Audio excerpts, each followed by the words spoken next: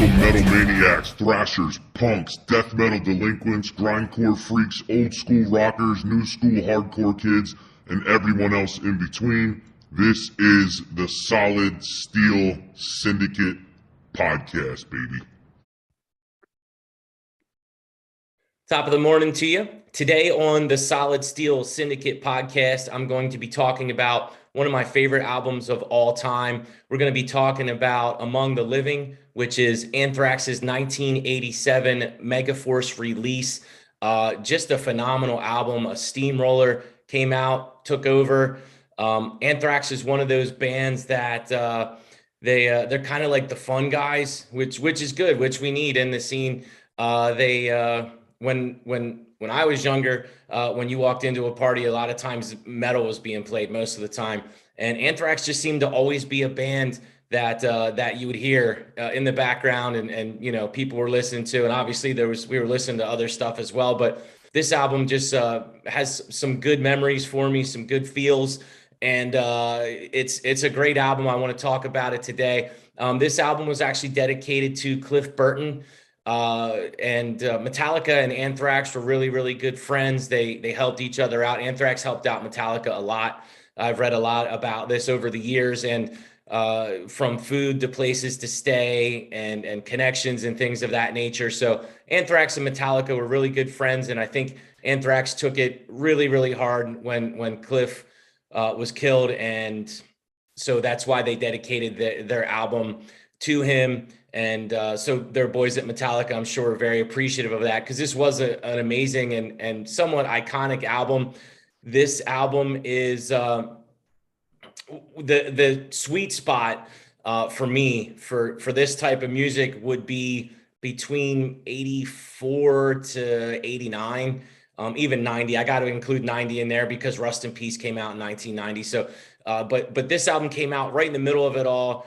This came out in 1987, and I always discovered these bands because, like I've said before, I didn't have the internet back then, and I had some magazines and word of mouth. So I didn't discover these bands until what would probably be called their breakthrough albums came out. That being Master of Puppets for Metallica. With Anthrax, I don't think I heard them before I heard Among the Living. Megadeth was Peace Cells, and now Slayer, I did discover them before South of Heaven came out. I had Show No Mercy, so I discovered them a little earlier. But you had to just buy things based on album covers and album art back in the day. That's why album art and album covers were so important and still are to this day. But now you are able to know what you're getting into before you buy it. Back then, literally, you picked up a tape, you picked up a record, and all you had to go off of was the album art, the title of the songs. If it sounded hard, if it sounded scary, then that was something that you'd probably be interested in and something you'd want to pick up and check out. Anthrax was something that a lot of my friends had toted and told me about, and I think I even borrowed it from someone, and so I picked it up right away as soon as I listened to it. And I got to tell you, the opening, the first song is, of course, Among the Living, the title track from the album. And that opening, that beginning is one of the greatest beginnings for any entire album, just to let you know what's coming. That opening riff with the drums in the background, and the tone of the guitar and that drum beat kind of makes it feel like it's a train, like a freight train that's kind of coming at you, and it's slowly building up steam and slowly building up momentum. And you hear the tone of that guitar and the crunch and the vibe of the guitar, and you know it's got a heavy, eerie kind of quality, eerie kind of tone, and you know what you're in for. And then it just keeps going, and then the next part of the song is a little faster, a little heavier, but also just such a groove, we used to call it dancing, moshing, thrashing, whatever, kickboxing, whatever. But back then, this was a danceable rhythm, and you knew that this song, at the very least, this song on this album was going to be something that you would go off to. And it just keeps going. It just keeps getting better. Of course, the song is based on the book The Stand by Stephen King. Scott Ian wrote most of the lyrics for Anthrax for most of their albums, and his imagery is usually pulled from things that he experienced in the scene. He was a big part of the hardcore scene before he was even really into metal. He was around some of the New York hardcore guys. And so he pulled from his experiences, but he also pulled a lot from like comic books and movies and things of that nature. So that's why his lyrics were different than a lot of the other bands, and their music was a little different. I always felt like their music was a little groovier, other than like Pantera was a little groovier than some of the other bands that were around at the time, and just really danceable and really fun. Anthrax had the fun quality that some of the other bands were a little more serious, and that's great. Every band that I talk about, and every band, especially from the Big Four and Big Four era and Big Four quality bands, they all had their own style that made them unique and that made them stand out from the others. But since we're talking about this album today in particular, that first track, Among the Living, is a classic, and it's been ripped off many times. Some of those riffs have been used over and over again. And I'm not going to lie, in one of my bands, I was just writing a song, and I came up with a part that pretty much sounds exactly like the riff from Among the Living. So, but I kept it in there, just kind of an homage, not ripping off anything from Anthrax. And I'm sure my local band was not going to put a dent in, or anybody was going to confuse me with Scott Ian and think that maybe Scott Ian ripped me off. So I just kept it in there. But this album is very influential on a lot of other bands that came after it, because Anthrax's style was completely different. Most of the bands at that time were either leather and spikes, and I'm not talking about the glam rock leather and spikes. Think more Kerry King. There's a lot of bands wearing leather jackets and spiked belts and spiked bracelets, and that was cool. That was a big part of the scene at that time. But Anthrax was one of the first bands to come out, and there used to be a pair of shorts called Jams, which I don't know if they still exist. They're kind of like surfer shorts. So Anthrax kind of brought more of that party kind of surfer, just kind of let's have fun kind of feel, with some exciting and unique things in their lyrics and motivation for their songs. So that first song, Among the Living, just it blows me away. Every time I hear it, it still gives me chills. I just love the fact that I was around when this came out, and this was new and exciting. And I don't know, throughout the years, for someone who is gotten into the metal scene post this era, going back and hearing it, I don't know if it holds the level of excitement that it does for us that were around when these albums were coming out, and watching things take shape, and discovering bands, and then discovering that you could go back into their catalog and find even more stuff, and then follow along with them in the future. But when this album came out, it was groundbreaking, and it was very different. But it also, you knew exactly what it was. You knew exactly where they fit in, and they were a big part of, obviously, the Big Four, and some of the other bands that aren't in the Big Four that probably should be. They fit right in. But they were on a little slightly different level. The next song on the album is Caught in a Mosh. And speaking of being kind of groundbreaking with their style, also some of the words, for lack of a better word, some of the words and some of the things that people said back in the day, some of the cliches. Mosh, the first time I remember hearing the word mosh, I think it was from probably this song, or maybe a Scott Ian interview I read about in a magazine or something. But I don't remember anyone using the word mosh before I heard of Anthrax. And so that was kind of groundbreaking. And then they had with not, and, they would say things like that, and just a totally different way of speaking, and different viewpoint. A lot of the bands at this time were from the Bay Area, from the other coast, and Anthrax was from New York. So it was a different vibe altogether, but the music was something that was right in line with everything else that was going on. Caught in a Mosh is a great song. It just kind of chugs along. It's got some faster parts, and it's heavy, it's danceable, it's definitely thrashable, running around in a circle pit kind of a style. It's a great song, as are all the songs on this album. There's one that's my least favorite that we'll get to in a little bit, but even my least favorite song on this album is still a really good song. And there's a lot of albums that the entire album, I don't like every song on the album. There's a lot of albums that I probably only like 3 or 4 songs on the album. That's talking a little bit later, because back during this time, all these bands were discovering new styles. And so a lot of the things were new. So a lot of the albums that came out around this time, it was bands just bringing their A game, just going for it. And it was all the best things that they had ever written. I would say, like I said, somewhere between like 84, 85 up until like 1990 was when the bands were just still kind of putting out the best stuff and figuring things out. So it was exciting, and there was that factor too, and that definitely factors into the way I feel about a lot of these albums and songs from the past.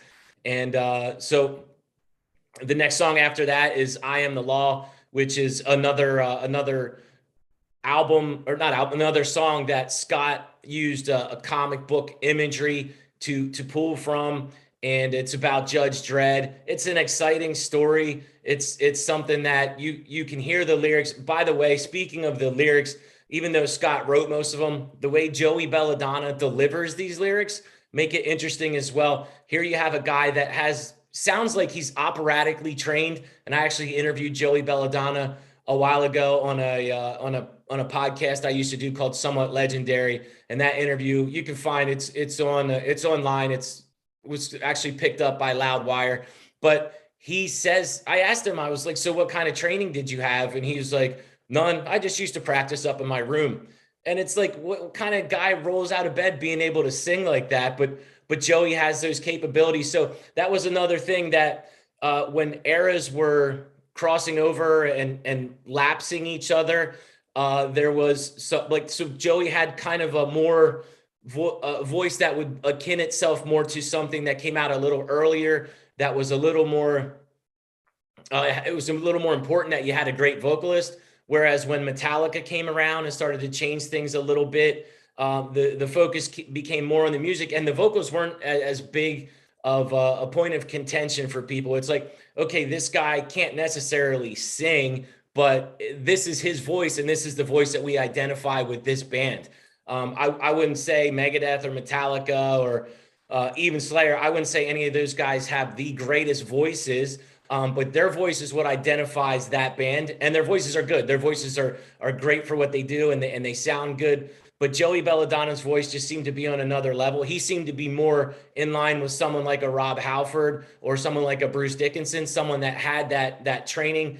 But Joey didn't have that training at all. He just was naturally gifted, and he used those gifts. And he's a really cool front man. And just watching him run around and some of the, not costumes, but some of the different, the one song we're going to cover later where he wore a headdress, and just an homage to various peoples and some of the socially conscious lyrics and concepts that they came up with. But the way they were delivered by Joey Belladonna were amazing. Every song that I'm going to talk about on here, I'll probably mention Sing Along more than once, but Joey has a voice that you just want to sing along with. He also has the kind of personality that you root for, you cheer for. He's a really humble, really cool guy. He's a guy you could sit and talk to for hours, just over beers, just talking about, or soda, whatever your drink is, just sitting and chilling out with Joey and just talking music. Obviously, the guy is a genius, and he has a very, very vast knowledge of various kinds of music, and he pulls from those things. But the guy's an incredible lyricist and an incredible singer. But back to "I Am the Law." That song is a song that, the way Joey delivers it, again, you're paying attention to the lyrics, the rhythms and the riffs that are going on in the song, and then the sing along. I am the law, that part at the end, and I am the law, where it's the gang vocals. They use a lot of gang vocals, which I think is cool. And I don't remember, this is just off the top of my head, I don't remember a lot of other bands at that point using that, where they all sing along together. And again, that might have been something more where Scott pulled from his hardcore roots and New York kind of street. There was a lot of gang vocals in a lot of the New York hardcore at the time. So maybe that's something that Scott pulled from, and something that they inserted into. And a lot of bands obviously have done it since then. but I don't remember a lot of metal bands, thrash metal bands at that time really using that vocal technique. But just a great song, and another top-notch delivery on this album.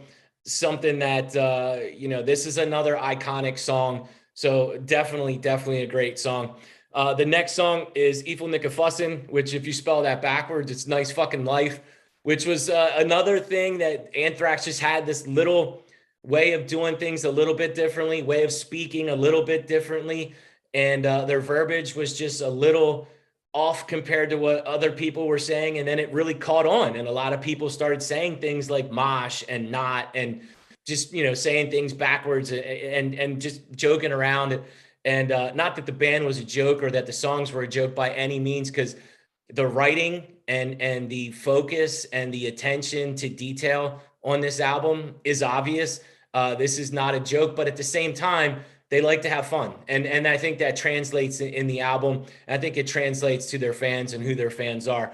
So, "Evil Nicka Fussin" is a song about someone who just never amounts to anything in life because they never try. That's the way I take it. And so it's just about not being that guy, and just going for it and working hard, and not just being a lazy kind of person that just sits around and doesn't do anything, and just kind of relies on other people. But again, the gang vocals in this one, NFL, so stompy. The riffs and the rhythms in this song are real stompy, real danceable. And again, that NFL, that hardcore gang vocal that they have, just amazing. This song, like all the other songs, kick ass, and it's another great song. And it has the sing along part where Joey, wasting your life. You just want to sing along with that, whether you have a voice like me and you can't sing at all, and I make that obvious, and I make no bones about it, and I don't care. But if you have a voice like me and you just love to sing along to music, you're going to sing along. If you have a good voice and you can get anywhere near the quality or the tonality of a Joey Belladonna, you really want to sing along with it, because then you can impress people by your voice. But the sing along factor in this one, just like all the other songs that I've mentioned so far, is definitely there. And of course, I can't hesitate to mention Charlie and Charlie's part in all of this. What a great drummer! Obviously, an icon, one of the top. You ask anyone, whether it's in metal, hardcore, rock, whatever, Charlie Benante is definitely going to be one of the people that they cite as one of the best drummers and probably one of their biggest influences. And man, that dude is super fast, super technical, but does not lose the groove. And I said in a previous podcast that some of the drummers nowadays, it seems like the style, the production, the style, everything about it is way more polished. And it seems like some of the groovier parts or more danceable parts kind of can get trampled or just blasted right over by some drummers.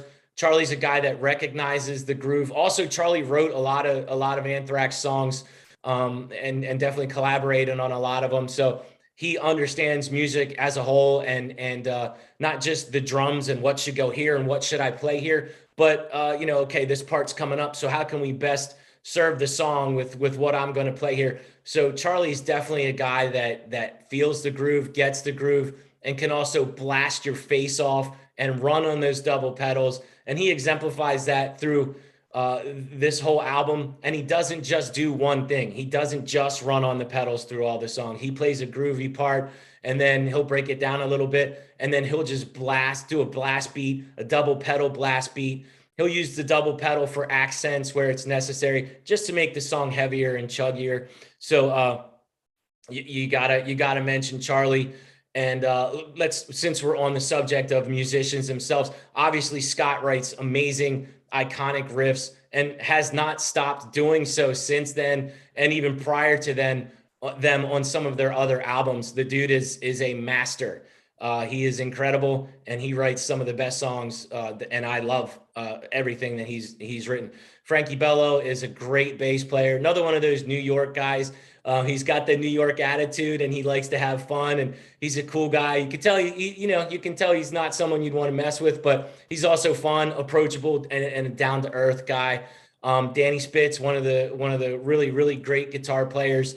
I wish I'm not sure if Danny's doing anything right now. I kind of don't think he is, but I really wish he would have stuck around and been involved a lot longer than he was.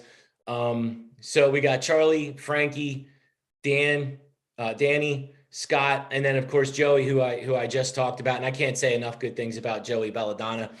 There was a period in the band where Joey wasn't there, and I felt it. I really. John Bush was a good replacement. Obviously, the guy can sing, but it just wasn't the same for me. And I was so happy when Joey came back to Anthrax. I mean, like over the moon happy. And Anthrax to me was Anthrax again. So back to Evil Nick of Fussin'. Pretty much covered that song. Definitely another heavy hitter on this album. Then after that, we have A Skeleton in the Closet, which is another song dealing with. This is where I think on this album they start to get really socially conscious about their lyrics, and so they're talking about a guy who has a really bad past and was part of something that was horrific, and sitting and talking to him and making him expose himself and who he really is. Again, they got the gang vocals, any skeletons, any misfortune, hiding in the closet. They do that they do that very well, and they do it. Actually, now that I'm thinking about it, I think they use those gang vocals in every song, and it just they have the yin and the yang as well. With they have the smoother, more kind of polished parts, and then they have the hard part that just hits you in the face, and just the heaviness and the technicality. This album is definitely a great balance of all those things. And every single one of these songs on this album definitely exemplifies that point for sure. So Skeletons in the Closet, another song that's heavy. It's got some groove to it. It slows down. It's got some breakdown to it. But another great song on this album. And again, this is I think a socially conscious song talking about some of the horrific things that happened in the past to various people. There's another song that comes right after this called Indians. And oh man, this song, you feel it. The drum beat, just from that drum beat alone, you kind of know what's coming up. And I believe Joey has some Native American in him. So you can, and whether he does or whether he doesn't, you can feel that he feels the atrocities, and he feels for the people that he's singing about. So Indians, that drum beat in the beginning, the little lead that's going on there that gets stuck in your head, that kind of pops its head up throughout the rest of the song, and you just kind of feel it, and you feel the emotion of it, and then comes in with the main riff, and again that's that's something that's danceable. You can sing along to it, and well, you can't sing along to a riff, but but it just you feel it, and it keeps the song moving along, and then the fast part comes in, and it just starts thrashing like every song. Every song has a thrash part to it. That's why it's called thrash metal. But this song, and it kind of takes you on a roller coaster ride, like a lot of these songs do, and then it kind of slows down a little bit. And you another thing about Joey and his vocal delivery is you can understand every single word that he's saying. So you know what he's saying is important, and you know that the lyrics as well as the vocals to this band are very, very important. So Joey does another great job of delivering the lyrics and delivering the message on this song, and just like I said, talking about being socially conscious, and talking about the struggles of Native Americans. And in the video, Joey is wearing a headdress. Again, I believe he's part Native American, so he is paying homage to what is probably partially his people. And if he's not part Native American, then he is paying homage to the Native American people, and through doing that, and trying to bring recognition to it. You can see him on the video, and he has the headdress on, and man, it just looks, it kind of takes you back, and you can it just looks really cool. It's cool imagery, and like I said, it's based on paying homage to, and respect to, and bringing attention to that type of thing. So another great song. Oh, and by the way, when you're in the pit and it gets up to the part where they yell "War Dance." Such a great breakdown, so moshable, so danceable. Definitely something that sends people off in the pit. Just such, I love when the breakdown coincides with the lyrics, and the lyrics are perfect for the breakdown. And that's another part where the lyrics are perfect for the breakdown. And when they yell "War Dance," you just feel it. You have to go off because it's such a great part and it's such a great song. Um, the next song is called "One World," and it's talking about taking care of the world and not messing it up, which is happening a lot, and something that we definitely need to get under control. And it's definitely something that is very important. And if you look back to how long ago this album came out, it was important way back then. So it's even more important now because we're doing, well, I can't say we, but people are doing more damage to the earth every day. So it's way worse now than it was back then, even though there are some things that are being done to try and get things in hand and slow the process of destruction of the earth down. But that's what this song is about. One World. It's a great song. The intro in the beginning, when I first heard it, I was like, okay, because I was waiting for a letdown or a lull or kind of a breakdown in the quality or my enjoyment of the album. And then when this song starts out, just the very beginning of the song, it's like, okay, all right, I think this is probably going to be one of the weaker songs on this album. And then all of a sudden that main riff kicks in, and it ends up being one of my favorite songs on the album. I just love it. And again, it's got that. This album is pretty formulaic in the fact that not all the songs don't sound alike by any means, but just the fact that they make sure that they have usually an intro and then a faster part or a thrashier part, a heavier part, some time changes and some breakdowns, and it's perfect. It's delivered perfect in every single one of these songs. But One World is another one of those songs that just so enjoyable, and you just love it. And like I said, it starts out a little slower. You're not sure where it's going to go, and then bam, right into it, and it kills. It kills instantly once the riff kicks in there. It's awesome. The next song after that is ADI, The Horror of It All. This is probably my least favorite song on the album. This is a song about, obviously, about saying goodbye or losing someone that's important to you, or someone that you care about. And it just kind of, like, I don't know, it's a good message, but the song itself is okay.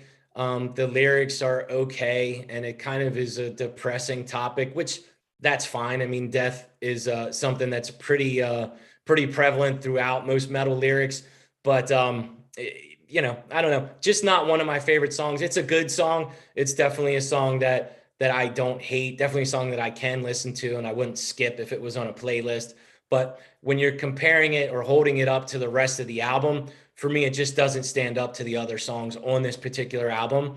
Again, it is a good song, but compared to the rest of the songs on this album, it's not a great song. It might be there. There were times in the past where bands have had to just put out another song, and it was kind of filler.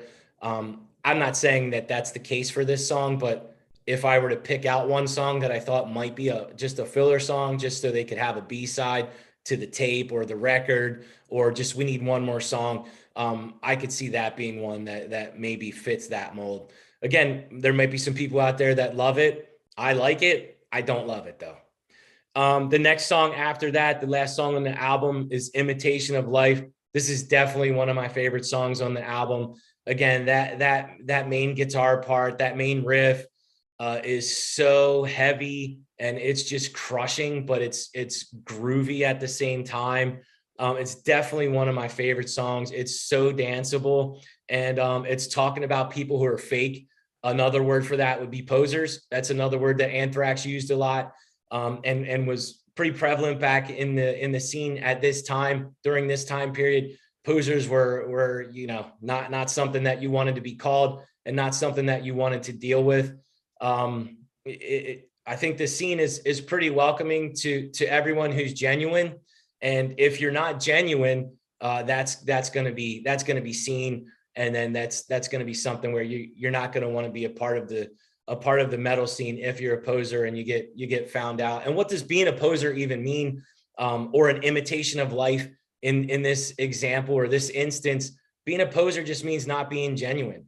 Metal is about being yourself. There's no particular way to express who you are because you are you and you're different from everybody else.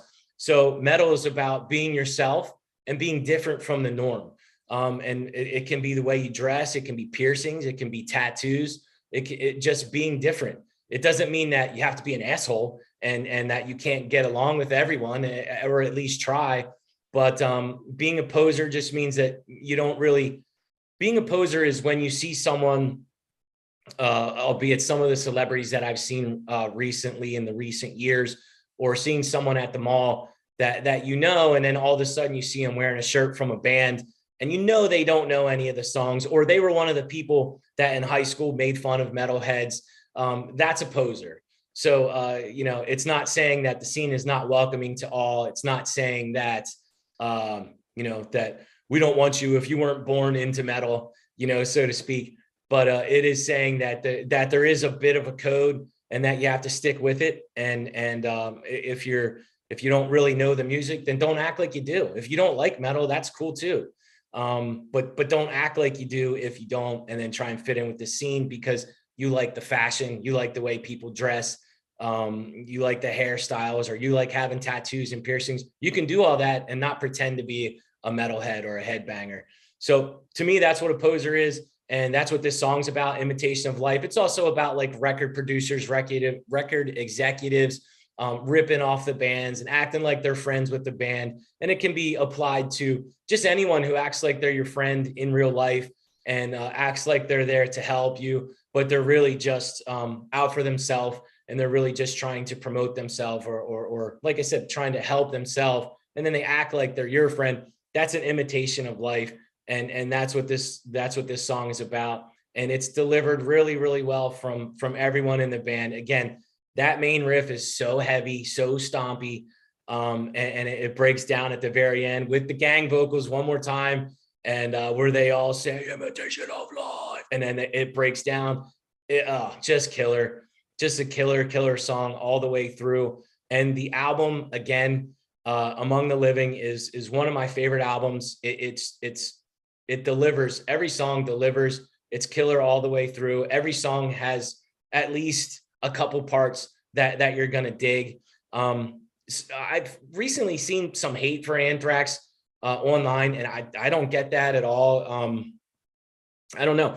This band, these guys are some of the pioneers, and like I said, Metallica is the one that really put thrash metal on the map. Whether you think they're the first, or whether you think Exodus is the first, or Overkill, or whatever. But Metallica is the one that really put it over the top, and is the reason why most people eventually ended up discovering metal. Anthrax helped these guys out back in the day. They were friends. They weren't just bands that competed, or they weren't just dudes that kind of knew each other. They were friends.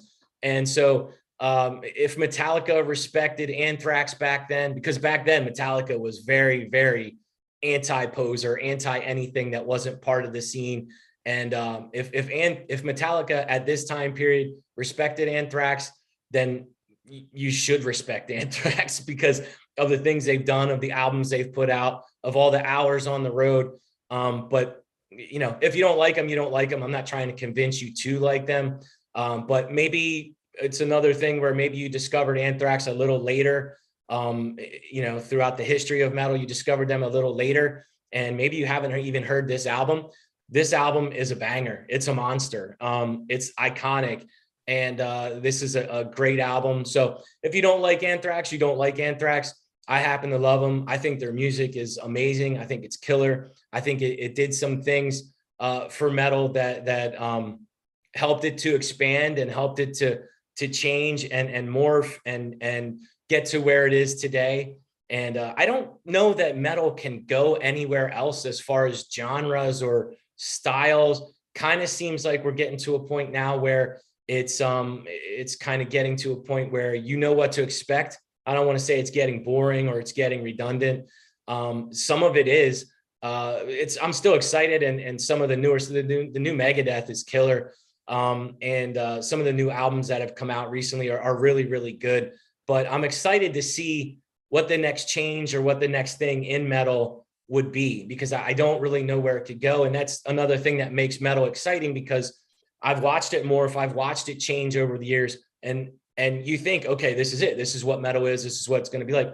I remember thinking that back in like 1988. Okay, this is metal. This is thrash. But then you keep going throughout the years, throughout the decades.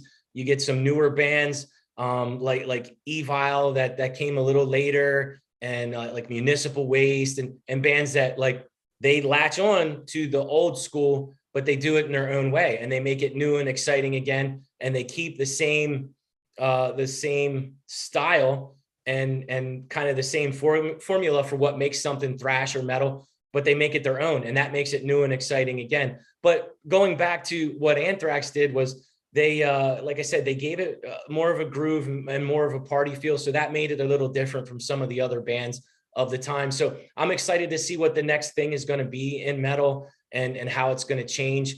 I do love the old school, but I do love a lot of newer bands too. Take a band like Lamb of God, who's not newer anymore, but I mean newer as far as when you look in the history of metal, they weren't around back in the 80s.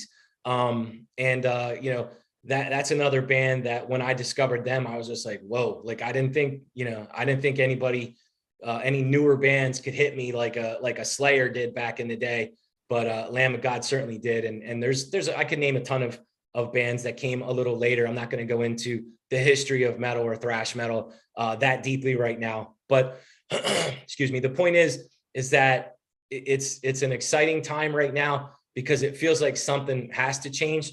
And all the new stuff that's coming out, we'll see. There's a lot of new albums coming out over the next couple months. Megadeth comes out September 2nd, and I'm really excited to see that. I've heard the first 3 songs off of that. The first one was We'll Be Back, and the second one was Night Stalkers. And then the third one was probably kind of my least favorite, but I'm still excited for that new album. And so, like I said, go back and check out Among the Living if you're an Anthrax hater and you haven't heard it. If you've heard it and you hate Anthrax, that's fair. If you don't like that album and you don't like Anthrax, then at least you heard what I consider to be one of their best albums. So go back and check it out. The album's a banger. If it's a band that you love and you haven't listened to it in a while, go back, revisit it, and listen to it again, and be happy. I know there's a lot of stuff out there now. There's so much to listen to that it's impossible to listen to everything.